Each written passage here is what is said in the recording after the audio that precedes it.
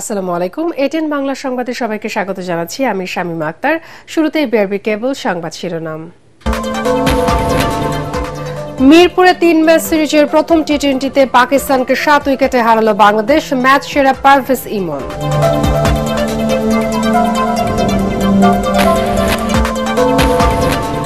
মানবজাতির কলঙ্ক গণহত্যাকারী শেখ হাসিনাকে ক্ষমা করা যাবে না বললেন মির্জা ফখরুল। দুর্নীতি, সন্ত্রাসমুক্ত ও উদার গণতান্ত্রিক রাষ্ট্র চায় বিএনপি।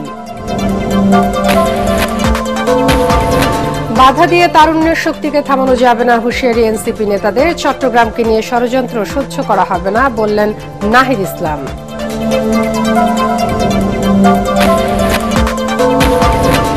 তত্ত্বাবধায়ক সরকার ইস্যুতে রাজনৈতিক দলগুলো একমত। প্রধান উপদেষ্টার নিয়োগ প্রক্রিয়া নিয়ে রয়েছে মতনৈক্য। এ মাসে জুলাই সনদ ঘোষণার বিষয়ে আশাবাদী আলী রিয়াজ। এবং গোপালগঞ্জে এনসিপির সমাবেশে হামলার মামলায় গণগ্রেফতার নয়, শুধু দোষীদেরই আইনের আওতায় আনা হচ্ছে দাবি স্বরাষ্ট্র উপদেষ্টার। পর্যায়ক্রমে প্রত্যাহার করা হবে ১৪৪ ধারা। শুনছিলেন বিআরবি কেবল সংবাদ শিরোনাম, এবার বিস্তারিত। শুরুতেই খেলার খবর। মিরপুরে প্রথম টি-20তে পাকিস্তানকে 7 উইকেটে হারিয়ে 3 ম্যাচ সিরিজের 1-0-তে এগিয়ে গেল বাংলাদেশ। আগে ব্যাট করে 110 রানে গুটিয়ে যায় সফরকারীদের ইনিংস। 3 উইকেট নেন তাসকিন আহমেদ। জবাবে পারভেজ হোসেন ইমনের হাফ সেঞ্চুরিতে 27 বল হাতে রেখে জয় নিশ্চিত করে টাইগাররা। রিপোর্ট করছেন এস.এম. আশরাফ। মিরপুরের উইকেট বরাবরই এক রহস্য। এর মাটির গন্ধে লুকানো থাকে বোলারদের জন্য ব্যাটসম্যান বধের উপকরণ। এখানে দক্ষতার সেরা ব্যবহারই শেষ কথা। আর সব মিলিয়ে বাংলাদেশ লিখে রাখলো আরেকটি কবিতা, পাকিস্তানের বিপক্ষে টি-20তে টাইগারদের চতুর্থ জয়।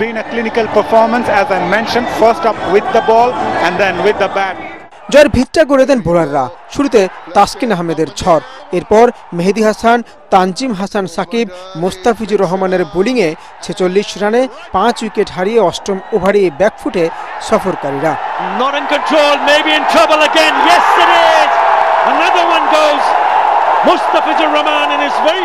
তাসকিনের পায়ে যেন বজ্র লেগেছিল।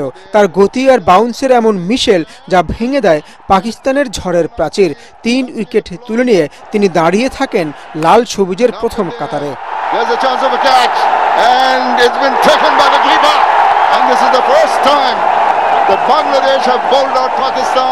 আর যেন তেন নয়, আজকের মোস্তাফিজ যেন সময়কে আটকে রাখা এক জাদুকর। 4 ওভারে মাত্র 6 রান, সঙ্গে 2 উইকেট। বাংলাদেশের ইতিহাসে এত কম খরচায় পুরো কোটায় বোলিং টি-20 ক্রিকেটে এক নতুন মাইলফলক। ছোট রান তারায় জয়ের গাঁথায় কালি ছড়ান যিনি, তিনি পারভেজ হোসেন ইমন। এই তরুণ যেন মিরপুরের সব আলোর কেন্দ্রবিন্দু। 3, 4 আর 5 ছক্কায় 39 বলে 55 রানের সাহসী ইনিংসে তিনি যেন বলে দেন বাংলাদেশের ভবিষ্যৎও আছে বর্তমানের মতোই দীপ্ত।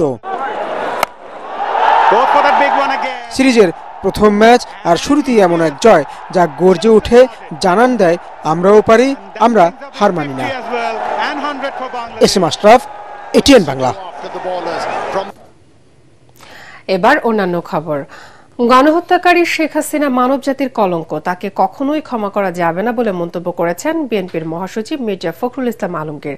জুলাই গণ অভ্যুত্থানের বর্ষপূর্তি উপলক্ষে মাসব্যাপী কর্মসূচির অংশ হিসেবে জিয়া উদ্যানে বৃক্ষরোপণ কর্মসূচির উদ্বোধন করে তিনি কথা বলেন। মির্জা ফখরুল বলেন, জুলাই শহীদদের জন্য কিছু করতে না পারলে জাতি ক্ষমা করবে না। দুর্নীতিমুক্ত এবং উদার গণতান্ত্রিক রাষ্ট্র প্রতিষ্ঠায় সরকার প্রতিশ্রুতি অনুযায়ী নির্বাচন দেবে বলেও তার আশা। কামরুজ্জামান রাজীবের রিপোর্ট। জুলাই গণ অভ্যুত্থানের বর্ষপূর্তি উপলক্ষে মাসব্যাপী কর্মসূচির অংশ হিসেবে রাজধানীর জিয়া উদ্যানে বৃক্ষরোপণ কর্মসূচির উদ্বোধন করেন বিএনপি মহাসচিব মির্জা ফখরুল ইসলাম আলমগীর। এতে বিএনপি নেতারা অভিযোগ করেন, জুলাই যোদ্ধাদের জন্য কিছু না করে কেউ কেউ জুলাই চেতনাকে ব্যক্তিগত সম্পত্তি হিসেবে ব্যবহার করছে। এ সময় মির্জা ফখরুল বলেন, শহীদদের জন্য কিছু করতে না পারলে তাদের রক্তের ঋণ শোধ হবে না। হাসিনাকে কোনোদিন ক্ষমা করা যাবে না। হাসিনা হচ্ছে মানব জাতির একটা কলঙ্ক। হাসিনা হচ্ছে মায়েদের একটা কলঙ্ক। আমাদেরকে প্রথম কাজ হবে এদের বিচার করা। দ্বিতীয় কাজ হচ্ছে এই যে পরিবারগুলো, ওই যে মা যে তার ছেলেকে দেখে স্বপ্ন দেখেছিল যে তার দুঃখ দূর হবে, সেই পরিবারগুলোর পুনর্বাসনের ব্যবস্থা করা। আর যারা আহত হয়ে আছে, যারা চোখ হারিয়েছে, তাদের পুনর্বাসনের ব্যবস্থা করা। এটা না হলে ভবিষ্যৎ এবং জাতি আমাদের ক্ষমা করবে না। বিএনপি দুর্নীতিমুক্ত উদার গণতান্ত্রিক বাংলাদেশ গড়তে চায়, তা নিশ্চিতে সরকার প্রতিশ্রুতি অনুযায়ী নির্বাচন দেবে বলে আশাবাদ ব্যক্ত করেন বিএনপি মহাসচিব। বলেন, নিজেদের মধ্যে ভিন্ন মত থাকলেও সবাইকে নিয়ে একটি রেইনবো নেশন গড়তে চায় বিএনপি। আমরা একটা সত্যিকার অর্থে একটা উদারপন্থী গণতান্ত্রিক রাষ্ট্র নির্মাণ করতে চাই। আমরা নতুন বাংলাদেশ চাই, পরিবর্তন চাই। আমরা দুর্নীতি চাই না, ঘুষ চাই না, আমরা হত্যা চাই না, নির্যাতন চাই না।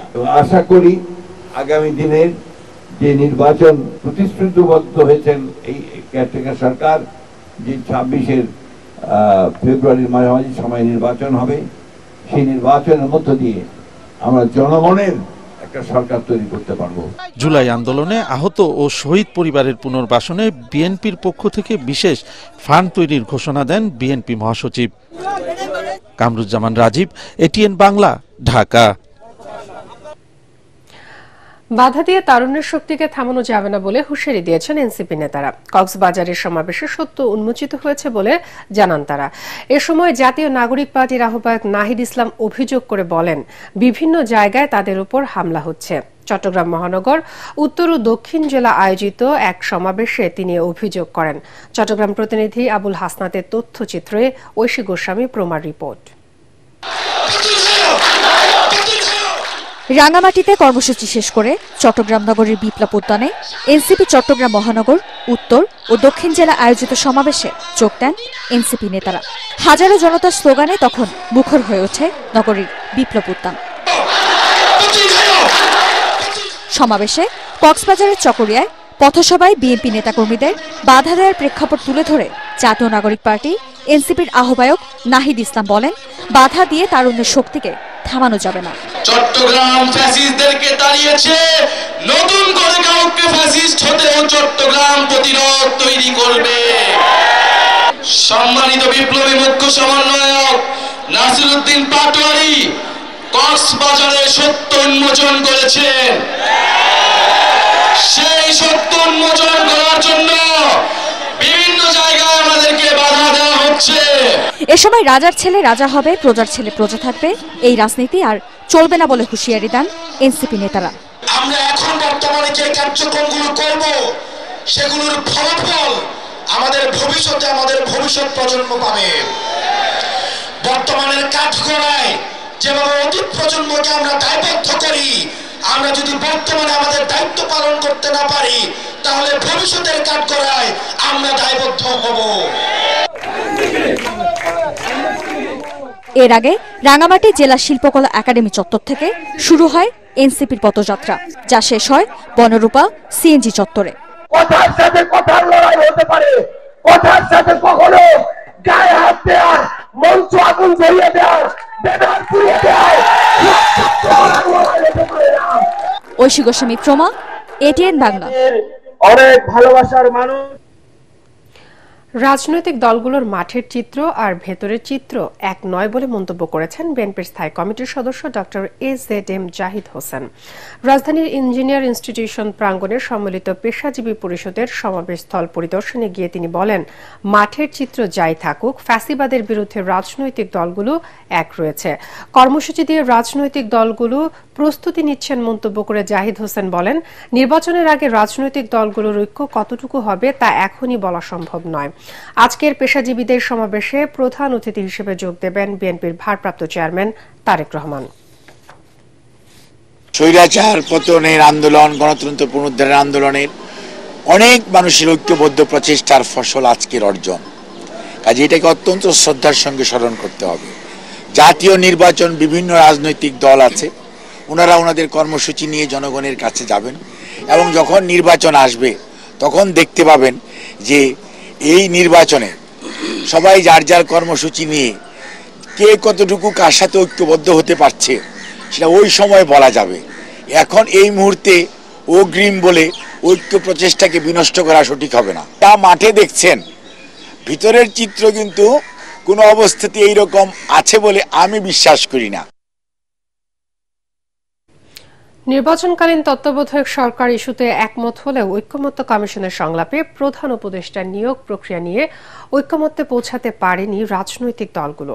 একই সাথে এক ব্যক্তি প্রধানমন্ত্রী, সংসদ নেতা এবং দলীয় প্রধান থাকতে পারবে না বলে জামাত এবং এনসিপি মত দিলেও দ্বিমত প্রকাশ করেছে বিএনপি।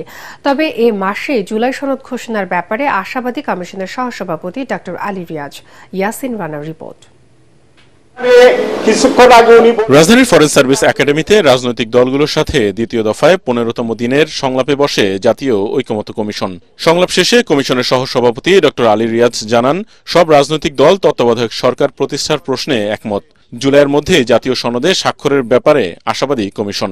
এই প্রস্তাবের অধিকাংশ বিষয়ে দলগুলো একমত হয়েছে। এই প্রস্তাবের একটি লিখিত ভাষ্য তৈরি করা হয়েছে এবং বিষয়টির গুরুত্ব বিবেচনা করে ওই লিখিত প্রস্তাব রাজনৈতিক দলের প্রতিনিধিদের কাছে দেয়া হয়েছে। বাছাই কমিটির মাধ্যমে তত্ত্বাবধায়ক সরকারের প্রধান উপদেষ্টা নির্বাচন করতে দলের অবস্থান তুলে ধরে এনসিপি। তত্ত্বাবধায়ক সরকারের প্রধান এবং অন্যান্য নির্বাচিত করার জন্য একটা বাছাই কমিটি হবে 5 থেকে 7 সদস্যের কিংবা 11 সদস্যের, এবং সেই কমিটি সরকারি দল, বিরোধী দল এবং তৃতীয় দলের কাছ থেকে নাম প্রস্তাব নেবে এবং সেটা পরবর্তীতে একটি প্রক্রিয়ার মাধ্যমে প্রধান উপদেষ্টা চূড়ান্ত হবে। আর পুরনো পদ্ধতির বদলে প্রধান উপদেষ্টার নিয়োগ পদ্ধতিতে বড় পরিবর্তনের কথা বলছে জামায়াত ইসলামী। আমরা এই যে সব পরিবর্তন চাচ্ছি কেন, পার্লামেন্টে ভোটিং সিস্টেমে, এখানে তো একটা মিসট্রাস্ট আছে, যেটা প্র্যাকটিক্যাল কারণে এটা হয়েছে। এই জন্য অন্তত 5টি বছর 10টি বছর আমরা যতটা স্বচ্ছতা করা যায়, যতটা ছিদ্র বন্ধ করা যায় সেদিকে আমরা যাব। আমরা যদি সব ভালো হয়ে যাই, আমরা যদি ডেমোক্রেটিক হয়ে যাই, আমরা যদি অনেস্ট হয়ে যাই, then we can revise again. এটা তো কোনো বেদ বাক্য বা কোরআন না যে আপনি চেঞ্জ করতে পারবেন না। তত্ত্বাবধায়ক সরকারের বিষয়ে দেয়া প্রস্তাব দলীয় ফোরামে আলোচনার পর সিদ্ধান্তের কথা জানাবে বিএনপি। একই সাথে দলীয় প্রধান চাইলে প্রধানমন্ত্রী হতে পারেন বলেও মনে করে বিএনপি। সরকারি দল, বিরোধী দল এবং থার্ড মেজরিটি পার্টি তাদের কাছ থেকে নাম চাওয়া হতে পারে, সেটার অপশন আছে এবং সেই নামগুলোর মধ্যে দিয়ে আবার পরস্পর পছন্দের মধ্যে দিয়ে একটা শর্ট লিস্টিং হবে। সেই শর্ট লিস্টিংটা কিভাবে ঐকমত্যে আসা যায় সেটার একটা প্রভিশন রাখা হয়েছে। যদি ওইভাবে ঐকমত্যে আসা না হয়, তারপরে র্যাঙ্ক চয়েস ভোটিং এর ক্ষেত্রে একটা বিধান রাখা হয়েছে। সেইটা নিয়েই বোধহয় মেইনলি আলোচনাটা করতে হবে। তো এখানে সবাইকে র্যাঙ্ক চয়েসের ক্ষেত্রে আমরা বিবেচনা করছি, তবে সেটা আমাদের দলীয় ফোরামে একটু আলোচনা করে কিভাবে কি করলে ভালো হয়। এখানে আমরা কাউকে বাদ রাখতে চাচ্ছি না। এটা একটা ইনক্লুসিভ একটা বডি এবং সেটা বাছাই কমিটি, তারা যাতে ভবিষ্যতে তত্ত্বাবধায়ক সরকারে একজন নিরপেক্ষ ব্যক্তিকে এবং এমন একজন সিটিজেনকে, বিশিষ্ট ব্যক্তিকে নির্বাচন করতে পারেন সবাই মিলে, যার বিরুদ্ধে কোনো রকমের কোনো আপত্তি থাকবে না, একটা ঐকমত্য থাকবে। এ মাসের মধ্যে ঐকমত্যের ভিত্তিতে জুলাই সনদে স্বাক্ষর করার বিষয়ে আশাবাদী রাজনৈতিক দলগুলো। ইয়াসিন রানা, এটিএন বাংলা, ঢাকা। গোপালগঞ্জে এনসিপির সমাবেশে হামলার মামলায় গণগ্রেফতার করা হচ্ছে না, শুধু দোষীদেরই আইনের আওতায় আনা হচ্ছে বলে দাবি করেছেন স্বরাষ্ট্র উপদেষ্টা জাহাঙ্গীর আলম চৌধুরী। তিনি বলেন, সেখান থেকে পর্যায়ক্রমে 144 ধারা প্রত্যাহার করা হবে। ওই ঘটনার প্রতিবাদে আওয়ামী লীগের হরতালে তেমন কোনো প্রভাব পড়েনি বলে জানান তিনি। সাংবাদিকদের প্রশ্নের জবাবে উপদেষ্টা বলেন, এই আইন শৃঙ্খলা বাহিনীর অধীনে সুষ্ঠু নির্বাচন সম্ভব। রিপোর্টে জানাচ্ছেন মাহবুব কবির জবল। এনসিপির সমাবেশে আওয়ামী লীগের হামলার পর থেকেই অনেকটা আতঙ্কিত গোপালগঞ্জের 13 লাখ বাসিন্দা। গত বুধবার থেকে কারফিউ আর 144 ধারার মধ্য দিয়ে যেতে হচ্ছে তাদের। ওই ঘটনায় 4 মামলায় আসামি করা হয়েছে আওয়ামী লীগের নেতাকর্মী সহ 3000 মানুষকে। গ্রেফতার করা হয়েছে 3 শতাধিক, যার মধ্যে 9 জন শিশুও রয়েছে। গ্রেফতার আতঙ্কে বাড়ি ছাড়া অনেক পুরুষ। তবে স্বরাষ্ট্র উপদেষ্টা বলছেন, গণগ্রেফতার নয়, কেবলমাত্র দোষীদেরকেই ধরার নির্দেশ দেওয়া হয়েছে। অন্যায় করলে সেই গ্রেফতার হবে। আমি একটা কথাই বলছি, কোন অবস্থায় যেন সে দুষ্কৃতিকারী ছাড়া না যেন পায়, আর যেন যে অপরাধ করে না যে যেন কোনো অবস্থায় ধরা না পায়। গণগ্রেফতার হচ্ছে না, যারা অন্যায় করছে তাদেরই গ্রেফতার করা। শিশু আমি এরকম তো কোনো রকম খবর আমার কাছে নেই। 18 বছর হয়েছে শিশু। এখন আপনারা দেখতে পাচ্ছেন পেপারে যে চাকাচাকি কারা করতেছে। তিনি জানান, বিশেষ পরিস্থিতির কারণে ওই সময়ে গুলি চালিয়েছে নিরাপত্তা বাহিনী। ধীরে ধীরে পরিস্থিতির উন্নতি হচ্ছে, তাই দ্রুতই তুলে নেওয়া হবে 144 ধারা। আপনি কি গোপালগঞ্জে গেছিলেন? আপনি স্বাভাবিক জীবনযাত্রা ফিরে আনেন। আমি তো দেখলাম অনেক টিভিতে বলতেছে স্বাভাবিক জীবনযাত্রা ফিরে আসছে। তাহলে কারফিউ কেন দিয়েছেন? কারফিউ দিয়েছিলাম তো আগে তো উঠে, কারফিউ উঠে দিছে এই জন্য।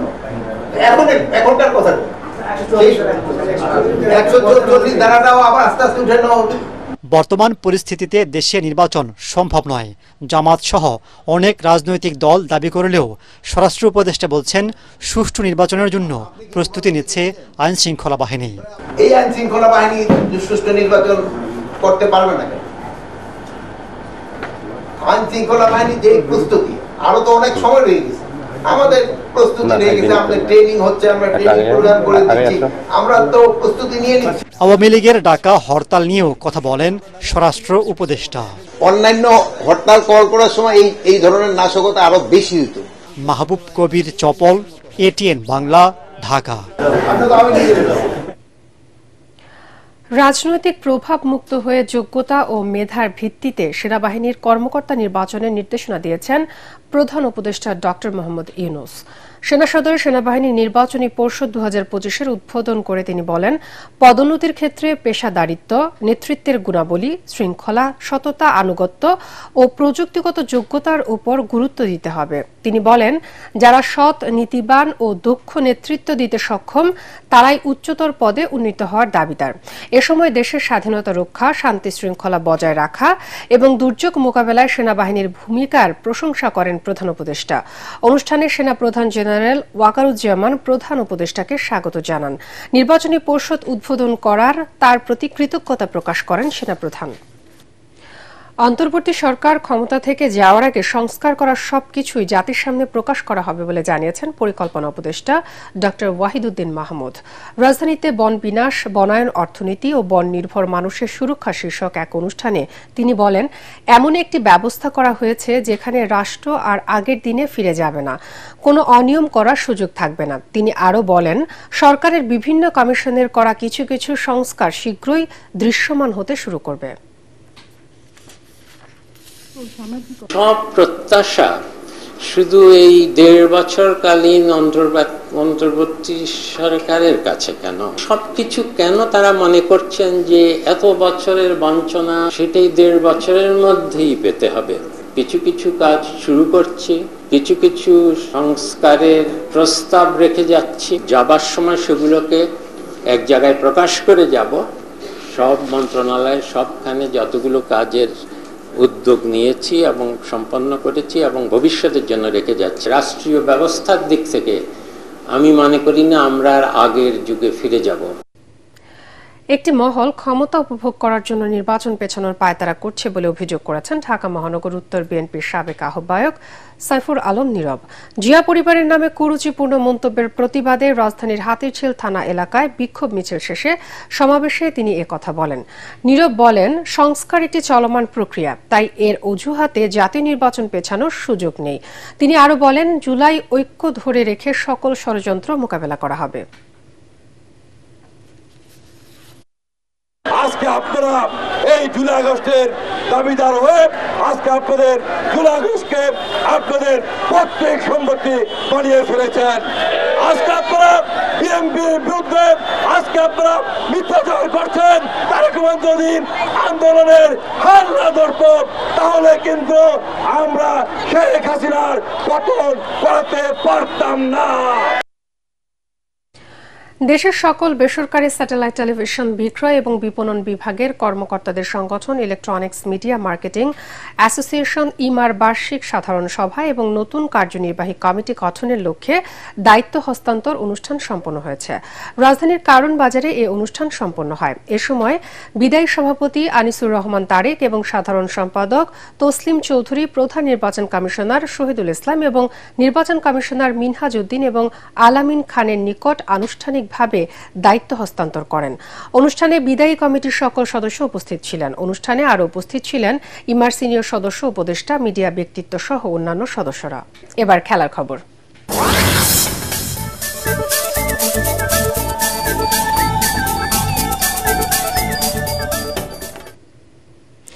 লিওনেল মেসির ম্যাজিকে মেজর লিগ সকারে আবারও বড় জয় পেয়েছে ইন্টার মায়ামি। জমজমাট এক ম্যাচে নিউ ইয়র্ক রেড বুলসকে 5-1 গোলে বিধ্বস্ত করে লিওনেল মেসির দল। তবে খেলা শুরুতেই আলেকজান্ডার হ্যাক গোল করে এগিয়ে দেন রেড বুলসকে। এরপরই শুরু হয় মেসি ম্যাজিক। তাতে গোল বন্যায় ভেসে যায় নিউ ইয়র্ক রেড বুলস। 24 মিনিটে মেসির চমৎকার পাস থেকে সমতা ফেরান জর্দি আলবা। মেসি নিজে করেন 2টি গোল এবং 2টি অ্যাসিস্ট করেন। মেসির মতো জোড়া গোল করেন টেলাস্কো সেগোভিয়া। এই জয়ে ইস্টার্ন কনফারেন্সে 21 ম্যাচে 41 পয়েন্ট নিয়ে লিগ টেবিলের পঞ্চমে উঠে এল ইন্টার মায়ামি। শেষ করার আগে বিআরবি কেবল সংবাদ শিরোনাম আরও একবার। মিরপুরে 3 ম্যাচ সিরিজের প্রথম টি-20তে পাকিস্তানকে 7 উইকেটে হারালো বাংলাদেশ। ম্যাচ সেরা পারভেজ ইমন।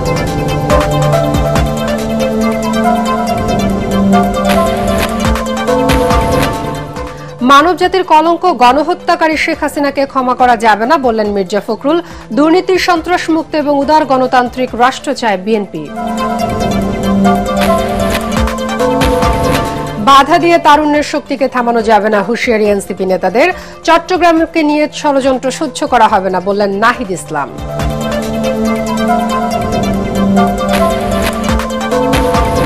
তত্ত্বাবধায়ক সরকার ইস্যুতে রাজনৈতিক দলগুলো একমত। প্রধান উপদেষ্টা নিয়োগ প্রক্রিয়া নিয়ে রয়েছে মতনৈক্য। এ মাসে জুলাই সনদ ঘোষণার বিষয়ে আশাবাদী আলী রিয়াজ। এবং গোপালগঞ্জে এনসিপির সমাবেশে হামলার মামলায় গণগ্রেফতার নয়, শুধু দোষীদের আইনের আওতায় আনা হচ্ছে। দাবি স্বরাষ্ট্র উপদেষ্টার। পর্যায়ক্রমে প্রত্যাহার করা হবে 144 ধারা। পরবর্তী সংবাদ দেখার আমন্ত্রণ জানিয়ে এখনকার মতো শেষ করছি। এটিএন বাংলা সংবাদ ইউটিউবে দেখতে ব্রাউজ করুন youtube/ATN বাংলা নিউজ। এতক্ষণ সাথে থাকার জন্য ধন্যবাদ সবাইকে।